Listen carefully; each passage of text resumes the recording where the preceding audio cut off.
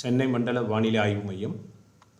தற்பொழுது தென்மேற்கு வங்கக்கடல் பகுதியில் வளிமண்டல கீழடுக்கு சுழற்சி நிலவுகிறது. இதன் காரணமாக அடுத்து வரும் 5 தினங்களுக்கு தென் தமிழக பகுதிகளில் அநேக இடங்களிலும் வட தமிழக பகுதியில் ஒரு சில இடங்களிலும் லேசானது முதல் மிதமான மழை பெய்யக்கூடும். கனமழை மற்றும் மிக கனமழை எச்சரிக்கை பொறுத்தவரையில் அடுத்து வரும் 24 மணி நேரத்திற்கு புதுக்கோட்டை, ராமநாதபுரம், தூத்துக்குடி, நெல்லை, கன்னியாகுமரி மாவட்டங்களில் ஓரிரு இடங்களில் கனமழைக்கான வாய்ப்பு உள்ளது. 16ஆம் தேதி புதுக்கோட்டை, சிவகங்கை, ராமநாதபுரம், தூத்துக்குடி ஆகிய மாவட்டங்களில் ஓரிரு இடங்களில் மிக கனமழையும், டெல்டா மாவட்டங்கள் மதுரை, விருதுநகர், நெல்லை, கன்னியாகுமரி மாவட்டங்களில் ஓரிரு இடங்களில் கனமழையும் பெய்யக்கூடும்.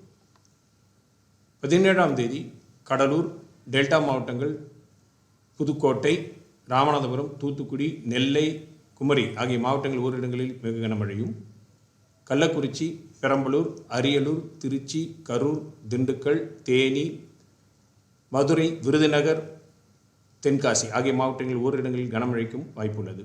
18ஆம் தேதி தஞ்சை, புதுக்கோட்டை, ராமநாதபுரம், தூத்துக்குடி, நெல்லை, கன்னியாகுமரி ஆகிய மாவட்டங்களில் ஓரிரு இடங்களில் கனமழைக்கான வாய்ப்புள்ளது. சென்னை மற்றும் புறநகரை பொறுத்தவரையில் அடுத்து வரும் 2 தினங்களுக்கு நகரின் சில பகுதிகளில் லேசான முதல் மிதமான மழை பெய்யக்கூடும். மீனவர்களுக்கான எச்சரிக்கையை பொறுத்தவரையில் தென்மேற்கு வங்கக்கடல் மற்றும் அதனை ஒட்டியுள்ள தமிழக கடலோரப் பகுதிகள், மன்னார் வளைகுடா மற்றும் குமரிக்கடல் பகுதிகளில் 15ஆம் தேதி முதல் 18ஆம் தேதி வரை பலத்த காற்றானது மணிக்கு 40 முதல் 45 கிலோமீட்டர் வேகத்திலும் அவ்வப்பொழுது 55 கிலோமீட்டர் வேகத்திலும் வீசக்கூடும். அரபிக்கடல் பகுதிகளில், கேரள கடலோரப் பகுதிகள் மற்றும் லட்சத்தீவு பகுதிகளில் 17, 18 தேதிகளில் பலத்த காற்றானது மணிக்கு 40 முதல் 45 கிலோமீட்டர் வேகத்திலும் அவ்வப்பொழுது 55 கிலோமீட்டர் வேகத்திலும் வீசக்கூடும். எனவே மீனவர்கள் மேற்கண்ட நாட்களில் இந்த பகுதியில் செல்ல வேண்டாம் என்று அறிவுறுத்தப்படுகிறார்கள். நன்றி.